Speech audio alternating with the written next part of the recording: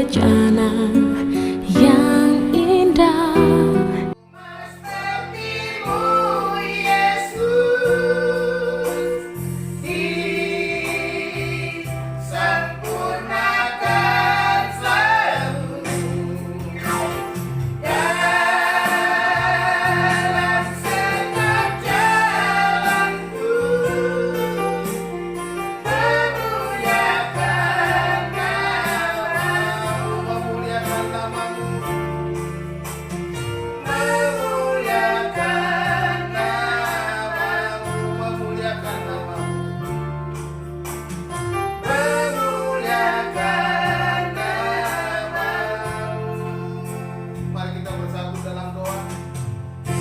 Bapa di dalam sorga, Bapa kami dalam Yesus Kristus, Tuhan kami dan Juru Selamat kami. Pagi hari ini kami mau mendengar sebagian dari firman-Mu ya Tuhan. Terangilah hati kami ya Tuhan. Kami siapkan seluruh jiwa kami, roh kami untuk mendengar kebenaran firman-Mu. Penuhilah dengan roh-Mu ya Tuhan, agar dapat memberikan kami hikmat dan pengertian, sehingga firman Tuhan yang kami dengar tidak akan kembali dengan sia-sia, tetapi firman Tuhan itu melakukan apa yang Engkau firmankan dalam hidup kami, dan kami boleh melakukannya sesuai dengan kehendak-Mu ya Tuhan. Terima kasih Bapa di dalam surga. Pimpinlah ibadah dan pemberitaan firman ini dalam tangan-Mu. Di dalam nama Tuhan Yesus Kristus kami berdoa. Haleluya. Amin. Salam semuanya, Bapak Ibu Saudara dikasih Tuhan. Puji Tuhan kita bisa kembali mendengar firman Tuhan pada pagi hari ini. Firman Tuhan diambil dari kitab Yeremia pasal 18. Saya akan membaca mulai dari ayat 1 sampai dengan ayat yang ke-10. Yeremia pasal 18 ayat 1 sampai ayat yang ke-10. Demikian firman Tuhan. Firman yang datang dari Tuhan kepada Yeremia bunyinya, "Pergilah dengan segera ke rumah tukang periuk. Di sana aku akan memperdengarkan perkataan-perkataanku kepadamu. Lalu pergilah aku ke rumah tukang periuk, dan kebetulan ia sedang bekerja dengan pelarikan. Apabila bejana yang sedang dibuatnya dari tanah liat di tangannya itu rusak, maka tukang periuk itu mengerjakannya kembali menjadi bejana lain menurut apa yang baik pada pemandangannya. Kemudian datanglah firman Tuhan kepadaku bunyinya, masakan aku tidak dapat bertindak kepada kamu seperti tukang periuk ini, hai kaum Israel? Demikianlah firman Tuhan. Sungguh seperti tanah liat di tangan tukang periuk, demikianlah kamu di tanganku, hai kaum Israel. Ada kalanya aku berkata tentang suatu bangsa dan tentang suatu kerajaan bahwa aku akan mencabut, merobohkan, dan membinasakannya. Tetapi apabila bangsa yang terhadap siapa aku berkata demikian telah bertobat dari kejahatannya, maka menyesallah aku bahwa aku hendak menjatuhkan malapetaka yang kurancangkan itu terhadap mereka. Ada kalanya aku berkata tentang suatu bangsa dan tentang suatu kerajaan bahwa aku akan membangun dan menanam mereka. Tetapi apabila mereka melakukan apa yang jahat di depan mataku dan tidak mendengarkan suaraku, maka menyesallah aku bahwa aku hendak mendatangkan keberuntungan yang kujanjikan itu kepada mereka. Demikian firman Tuhan. Berbahagialah kita yang mendengar dan yang melakukannya. Bapak Ibu Saudara yang dikasihi Tuhan, judul khotbah saya di tangan penjunan. Di tangan penjunan. Kita sudah mendengar firman Tuhan bagaimana Nabi Yeremia disuruh oleh Tuhan pergi kepada seorang tukang periuk atau seorang penjunan untuk belajar dari sana. Ya, puji Tuhan. Kemarin tanggal 2 Mei kita merayakan Hari Pendidikan Nasional di Indonesia. Dan hari ini kita melihat bagaimana Yeremia belajar dari seorang tukang periuk, dan Tuhan mengajarnya melalui peristiwa di mana dia harus belajar dari kelihatan bagaimana tukang periuk membuat sebuah bejana. Terkadang kita melewati masa-masa sulit ini, kita juga bertanya-tanya. Kita mungkin berpikir, di manakah Tuhan dalam kesulitan saya? Di manakah Tuhan dalam sakit penyakit saya? Di manakah Tuhan dalam penderitaan saya? Saudara-saudara yang kasih Tuhan, kita mau belajar pada hari ini bagaimana kita di tangan sang penjunan itu, yaitu Tuhan sendiri. Ya, apa yang dikerjakan Tuhan di dalam kehidupan kita? Kita baru saja menyanyikan lagu bagaikan bejana siap dibentuk. Kita menyanyikan lagu ini, tetapi apakah benar kita siap dibentuk? Kita berkata, "Ku mau sepertimu Yesus." Apakah kita benar-benar sungguh mau seperti Yesus? Dibentuk oleh Tuhan menjadi bejana yang diperkenan oleh Tuhan, dipakai oleh Tuhan. Hari ini kita juga belajar dari seorang tukang periuk, seorang penjunan. Kita belajar apa yang kita alami di tangan sang penjunan. Bapak Ibu yang dikasihi dalam Tuhan, ada 3 hal yang kita mau ingat. Yang pertama, di tangan sang penjunan atau di tangan Tuhan kita direncanakan. Di tangan Tuhan Anda dan saya direncanakan. Saudara-saudara yang kekasih, penjunan merancang sebuah bejana untuk suatu tujuan. Ya, ketika dia mengambil sebongkah tanah liat, segumpal tanah liat, dia punya rencana mau membuat apa dengan tanah liat itu. Demikian juga Yeremia ketika dia melihat, dia belajar dari seorang tukang periuk. Tukang periuk itu membawa sebongkah atau segumpal tanah liat. Dan tentunya si penjunan, si tukang periuk itu sudah punya rancangan dalam pikirannya, sudah punya rencana dalam pikirannya. Dia mau membentuk sebuah bejana seperti apa? Dia mau membentuk bejana untuk digunakan untuk apa? Dia punya rencana. Demikian juga kita sebenarnya. Kita sebagai orang percaya ketika kita dipilihnya, ketika kita dipanggilnya, ketika diambilnya, kita seperti sebongkah tanah liat. Dan ada rencana Tuhan di dalam kehidupan kita ketika dia membawa tanah liat itu di tangannya. Kita direncanakan oleh Tuhan. Saudaraku dikasih Tuhan, karena Tuhan yang merancang, karena Tuhan yang merencanakan, karena Tuhan punya tujuan. Saya mau katakan pada pagi hari ini bahwa tidak ada rencana Tuhan yang gagal. Amin. Tidak ada rencana Tuhan yang gagal. Sakit, penyakit, wabah dan lain sebagainya tidak akan pernah menggagalkan rencana Tuhan. Perhatikan dalam kisah Yeremia tadi. Ketika dia melihat tukang periuk itu bekerja, ketika bongkahan tanah itu jatuh dan kemudian dia ambil lagi dan dia membentuk kembali. Ketika jatuh dia ambil dan bentuk kembali. Dia berusaha membentuk seperti apa yang dia inginkan. Tidak ada rencana Allah yang gagal. Mungkin segala persoalan kita hadapi, kita merasakan kepahitan dan sebagainya. Tuhan punya rencana. Dan saya mau katakan lebih indah lagi. Mungkin juga kita mulai berjalan sesuai dengan kedagingan kita, mulai berjalan dengan keinginan daging kita. Tetapi ingatlah bahwa dalam tangan Tuhan, Tuhan mau membentuk kita. Maksudnya sebabnya ketika kita hidup dalam kedagingan, Tuhan mengajar kita, Tuhan mendidik kita, Tuhan melakukan sesuatu supaya apa? Supaya kita dibentuk kembali. Karena tidak ada rencana Tuhan yang gagal. Yang kedua, tidak ada rencana Tuhan yang buruk. Amin. Tidak ada rencana Tuhan yang ketika dia merencanakan tanah liat ini, tidak ada rencananya sesuatu yang buruk terhadap tanah liat itu. Ketika kita dipanggilnya menjadi tanah liat, dia punya rencana dan tidak ada rencananya. Sekalipun kita menghadapi wabah, kita menghadapi tekanan, kita menghadapi sakit penyakit, kita menghadapi hal-hal yang tidak kita inginkan. Dan yang kita mau ingat lagi, tidak ada rencana Tuhan yang jahat. Amin. Rencana Allah tidak akan gagal. Rencana Allah tidak mungkin buruk. Dan rencana Allah tidak mungkin dia berbuat jahat kepada bongkahan tanah. Ketika engkau dipilihnya menjadi bejana, menjadi tanah liat yang akan dibentuknya itu, dia punya rencana. Dan bukan rencana yang jahat. Dia tidak merancangkan kejahatan dalam hidup kita.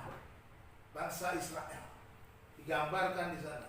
Tuhan berkata kepada Yeremia, bukankah aku punya kuasa seperti itu kan periuk itu, hai Israel? Tuhan mau menghukum bangsa Israel. Ya, kalau kita baca kitab nabi-nabi ini, bahwa firman Tuhan menghukum karena Israel yang bandel. karena kejahatan Israel. Tetapi Tuhan sudah memilih, memanggil melalui Abraham, dipilihnya Abraham. Benih itu sudah ada rencana yang kekal dari Allah. Untuk apa? Untuk keselamatan seisi dunia. Dia pilih Abraham dari dunia ini. Melalui Abraham Tuhan merancangkan, olehmu semua kaum di bumi ini akan mendapatkan berkat. Lihat apa yang terjadi. Abraham harus menanti cukup lama untuk mendapatkan Ishak. Kemudian Ishak untuk mendapatkan Yakub, dan Yakub mendapatkan 12 anak Israel, menjadi suku Israel. Bagaimana jahatnya orang Israel? Luar biasa, berulang kali melawan Tuhan. Seluruh kisah perjalanan umat Israel tidak selamanya baik-baik saja. Tidak selamanya mereka menjadi orang-orang yang penurut kepada Tuhan. Seringkali mereka melawan Tuhan, seringkali mereka memberontak terhadap, seringkali mereka menyatakan Tuhan itu merasa seolah-olah tidak peduli dengan hidup mereka. Tetapi Tuhan sudah rancangkan dengan kasih. Untuk apa? Supaya oleh bangsa ini Yesus Kristus datang ke dunia. Yesus Kristus menyelamatkan dunia ini.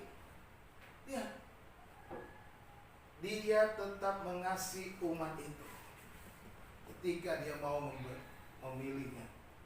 Ada rencana. Rencana Tuhan tak gagal. Rencana Tuhan bukan hal yang buruk. Rencana Tuhan ketika Dia menghukum bangsa Israel bukan karena Tuhan jahat, bukan karena Tuhan mau membenci bangsa itu. Tidak, mereka Tuhan membenci kesalahannya, Tuhan membenci dosanya, Tuhan membenci kejahatan bangsa itu. Tetapi Tuhan mengasihi umatnya. Dia katakan, aku berhak seperti penjunanmu, seperti tukang perit itu terhadap Israel. Itu sebabnya di dalam Yeremia 29 ayat 11 firman Tuhan berkata, sebab aku ini mengetahui rancangan-rancangan apa yang ada padaku mengenai kamu, katanya, kepada bangsa Israel. Demikianlah firman Tuhan, yaitu rancangan damai sejahtera dan bukan rancangan kecelakaan, untuk memberikan kepadamu hari depan yang penuh harapan. Ini yang Tuhan katakan kepada mereka. Di dalam pembuangan, di dalam penderitaan, di dalam mereka dijajah, di dalam mereka menderita, di dalam kesulitan, dalam kesulitan, Tuhan bilang, aku ini tahu rancangan-rancangan apa yang ada padaku, kata Tuhan, mengenai kamu. Bukan rancangan kecelakaan. Sekalipun engkau dalam pembuangan, sekalipun aku menghukum engkau, ini bukan rancangan kecelakaan, tapi ada rancangan damai sejahtera. Rancangan yang memberi kepadamu hari depan yang penuh harapan. Itu yang Tuhan rencanakan. Dan Yesus Kristus adalah penggenapan rancangan Allah bagi seisi dunia. Hari depan yang penuh harapan itu Tuhan Yesus punya. Jadi di tangan Sang Penjunan Anda direncanakan. Seperti tanah liat di tangan tukang periuk, demikianlah kamu di tanganku, kata Tuhan, dalam ayat yang ke-6 Yeremia 18. Di tangan Sang Penjunan Anda direncanakan. Yang kedua, di tangan Sang Penjunan Anda dibentuk. Saudara dan saya dibentuk di tangan Sang Penjunan itu. Bukan hanya ada rancangan, bukan hanya ada rencana, bukan hanya ada sesuatu yang Tuhan rancangkan bagi masa depan, tetapi bukan sekedar punya, Dia harus membentuk supaya sesuai dengan rencananya. Dia harus membentuk supaya sesuai dengan apa yang dikehendakinya. Perhatikan ayat itu. Apabila bejana yang sedang dibuatnya dari tanah liat di tangannya itu rusak, maka tukang periuk itu mengerjakannya kembali menjadi bejana lain menurut apa yang baik pada pemandangannya. Dia terus membentuk. Apabila dikatakan bejana yang sedang dibuatnya dari tanah liat di tangannya itu rusak, lihat, perhatikan, rusak, tukang periuk itu mengerjakannya kembali, membentuknya kembali menjadi bencana lain menurut apa yang baik dalam pemandangan. Artinya hidup kita sebongkah tanah itu, kita sedang dibentuk oleh Tuhan. Ketika kita rusak, ketika kita bandel, ketika kita keras kepala, ketika kita mulai malas, ketika kita menjauh dari Tuhan, oh haleluya, Dia membentuk kita. Ambil lagi. Saya teringat dengan kisah anak yang hilang, si bungsu yang hilang, yang pergi meninggalkan ayahnya sesudah meminta semua warisan dari ayahnya. Dia pergi meninggalkan ayahnya, pergi meninggalkan rumahnya, pergi meninggalkan keluarga, pergi meninggalkan semua keluarganya, dan dia memilih untuk memuaskan dirinya dengan hak waris yang dia dapat dari ayahnya. Tetapi apa yang terjadi? Dia menghabiskan semua hartanya, berfoya-foya, hidup dengan suka-suka, dan segala sesuatunya dia apa yang diinginkannya dilakukannya, dan akhirnya habislah hartanya. Ketika habis hartanya, semua orang meninggalkan dia. Seperti pepatah bilang, ada gula ada semut. Nggak ada gula nggak ada semut. Kalau nggak ada lagi yang bisa diharapkan, siapa yang mau jadi teman? Apalagi yang kita mau meminta? Semua orang meninggalkan dia. Dia hidup dalam kesulitan. Dia sudah rusak. Dia sudah rusak kembali. Dia harus apa? Menjadi penjaga kawanan babi. Dan mau makan pun susah. Akhirnya dia berpikir kembali untuk kembali pulang ke rumah Bapak. Dia bilang, aku sudah bersalah terhadap sorga dan terhadap Bapak. Aku akan kembali ke rumah Bapakku, dan aku tidak layak lagi disebut anak Bapak. Aku mau bekerja saja di rumah Bapakku, karena di rumah Bapakku yang kerja di sana bisa makan enak. Dia mau ngelamar jadi pekerja saja. Tapi apa yang dilakukan oleh bapaknya? Bapaknya ini selalu menanti tiap hari kalau anaknya yang hilang itu akan kembali. Setiap hari ketika dia melihat anaknya berjalan, ketika dia melihat, oh ini anakku, dia mengenal anaknya. Ketika dia langkah-langkahnya, caranya berjalan, caranya dia berjalan, caranya dia melangkah, dia kenal, ini anakku. Dari jauh dia sudah kenal. Dan kemudian bapak itu berlari-lari mendapatkan dia, memeluk dia, mencium dia yang gembel itu. Rusak, tapi diterima kembali. Demikianlah Tuhan, ketika kita rusak, Tuhan masih mau membentuk kita. Dia membentuk kita dengan cara yang luar, dengan kesulitan, dengan kesusahan, dengan penderitaan. Kadang-kadang Tuhan membentuk kita dengan cara apa? Supaya kita menangis. Di sanalah kita dibentuk. Saat kita menangis, saat kita sakit, saat kita menghadapi krisis, saat kita dalam persoalan dan pergumulan, saat kita di dalam pencobaan, di sanalah kita sedang dibentuk. Saya membayangkan bagaimana tanah liat itu dibentuk. Dipegang, dipukul-pukul, dibunuh-bunuh supaya apa? Supaya lihat. Diperas, dibunuh, dibentuk segala macam, diputar dan lain sebagainya, sehingga menjadi bejana. Seperti itulah. Di sanalah kita dibentuk. Tuhan membentuk kita di tangannya dengan air mata. Tuhan membentuk kita dengan sakit penyakit. Di sana kita dibentuk supaya kita datang sungguh-sungguh bergantung kepada Dia. Tuhan membentuk kita menghadapi krisis supaya kita berharap bersandar kepada Tuhan. Tuhan membentuk kita mulai persoalan dan pergumulan supaya kita di sana percaya Dialah pemelihara kita. Saudara-saudara dikasih Tuhan,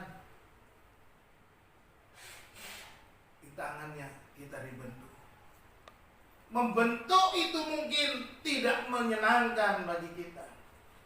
Ketika kita dibentuk mungkin kita tidak berkenan terhadap semua itu. Kita seolah-olah berkata seperti saya katakan di awal tadi, di manakah Tuhan dalam kesulitan saya?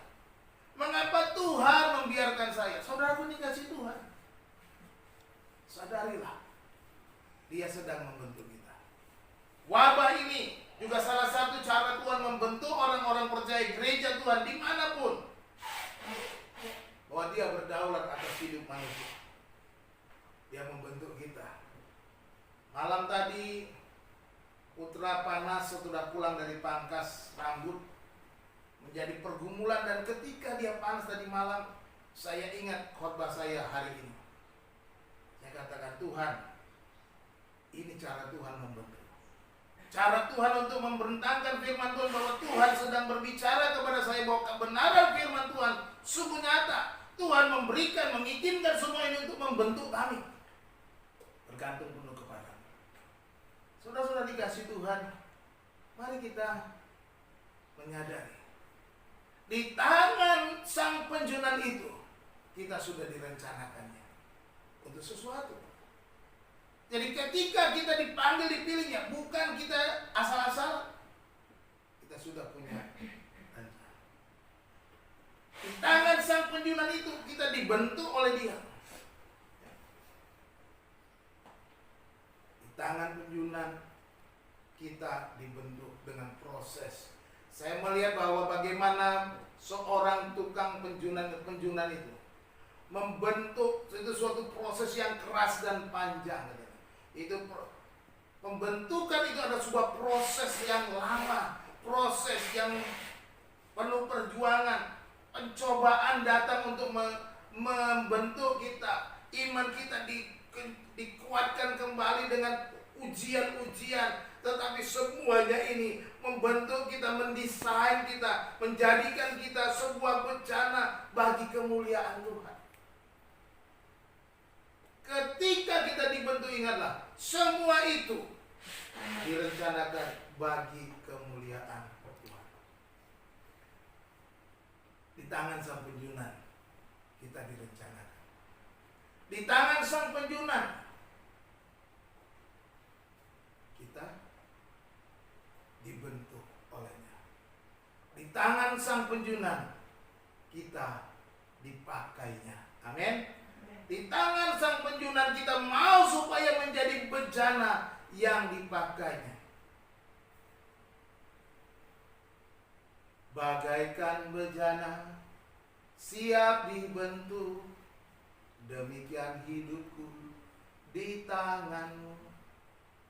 Dengan urapan kuasa Roh-Mu, ku dibaharui selalu. Jadikan ku Allah dalam rumah-Mu. Inilah hidupku di tangan-Mu. Bentuklah seturut kehendak-Mu. Pakailah sesuai rencana-Mu. Pakailah sesuai rencana. Ini doa kita. Kita mau supaya kita dibentuk. Supaya apa? Supaya kita dipakai sesuai rencana Allah. Di tangan Sang Penjunan kita sudah direncanakan. Di tangan Sang Penjunan kita dibentuk sedemikian rupa. Dan di tangan Sang Penjunan itu kita akan dipakainya. Mengapa Tuhan merancang dan membentuk kita? Karena Tuhan mau memakai dengan untuk tujuannya. Ada tujuan Allah bagi kemuliaan. Tuhan menempatkan kita bagi pekerjaannya. Tuhan membentuk kita supaya ada pekerjaannya yang harus kita lakukan sebagai orang percaya. Ketika kita dipilih menjadi seorang percaya, menjadi seorang murid, kita dipanggil untuk satu pekerjaan, untuk memberitakan kasih karunia Allah, untuk memberitakan kemurahan Tuhan, memberitakan kasih karunia Allah, memberitakan Injil Kristus itu, keselamatan yang datang dari Tuhan. Tuhan memakai setiap bejana itu sesuai fungsinya. Setiap kita berbeda-beda, setiap kita bejananya mungkin beda-beda, tetapi ingatlah, setiap bejana itu dipakai sesuai dengan fungsinya, sesuai dengan rencana, sesuai dengan bentuknya. Ada yang Tuhan pakai. Ada yang Tuhan pakai dengan berbagai-bagai karunia-karunia yang berbeda-beda. Inilah maksud Tuhan. Ketika Yeremia belajar dari tukang periuk ini, Tuhan mau katakan bahwa aku akan pakai engkau menjadi pembawa kasih karunia, membawa kemenangan, keselamatan bagi bangsa-bangsa. Tidak ada bejana yang dibentuk itu tidak dipakai. Ketika kita dijadikan bejana, kita pasti dipakai. Tidak mungkin kita tidak dipakai. Jangan berkata, aku nggak dipakai Tuhan. Tidak. Semua orang dipakai Tuhan. Semua orang dipilih, dipakai, dibentuk sesuai kehendaknya. Saudara-saudara dikasih Tuhan, kita ada satu lagu, berharga di matamu judulnya. Tapi lagunya seperti tukang penjunan itu. Bagai tanah liat dalam tanganmu, kau jadikan bejana yang indah. Demikian aku dalam tanganmu, ku sungguh berharga di matamu. Engkaulah Tuhan, kaulah penjunan, kau memilihku dan membentukku. Kau buatku hidup di hadapanmu untuk nyatakan kemuliaanmu. Lihat bahwa ketika kita dibentuk, direncanakan, kita dipilihnya supaya kita dipakainya bagi kemuliaannya. Kita akan dipakai Tuhan untuk kemuliaannya. Kita akan dipakai Tuhan untuk menyatakan kebaikannya. Kita akan dipakai Tuhan menyatakan bahwa Kristus Yesus adalah keselamatan itu. Inilah tujuan kita dipakai. Inilah tujuan kita dipanggil menjadi orang-orang percaya. Menjadi berkat, menjadi terang, membawa kasih karunia Allah kepada setiap orang di sekitar kita. Bahwa kita berharga di mata Tuhan. Tidak ada yang tidak berharga. Jangan merasa engkau, aku nggak ada apa-apanya. Aku nggak pandai bicara, aku nggak pandai ngomong, aku nggak pandai buat ini dan itu, aku nggak bisa nyanyi, aku nggak pandai mimpin pujian, aku nggak pandai ini dan itu, aku nggak bisa apa-apa. Saya mau katakan, hari ini firman Tuhan bilang apa?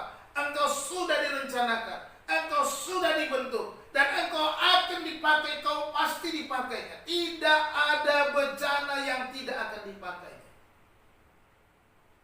Yakinilah itu. Engkau akan dipakai. Sebab apa? Engkau berharga di mata Tuhan.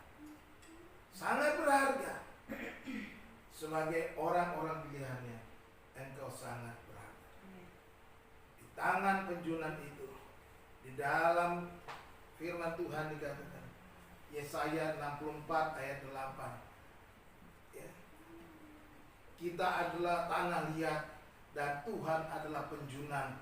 Kita semua dikerjakannya dengan tangannya untuk kemuliaannya. Saudara-saudara dikasih Tuhan, di tangan sang penjunan itu kita akan dipakai. Tuhan Yesus memberkati kita. Di tangan sang penjunan ada 3 poin. Kita direncanakan, kita dibentuk, kita dipakai. Apakah yang harus kita lakukan?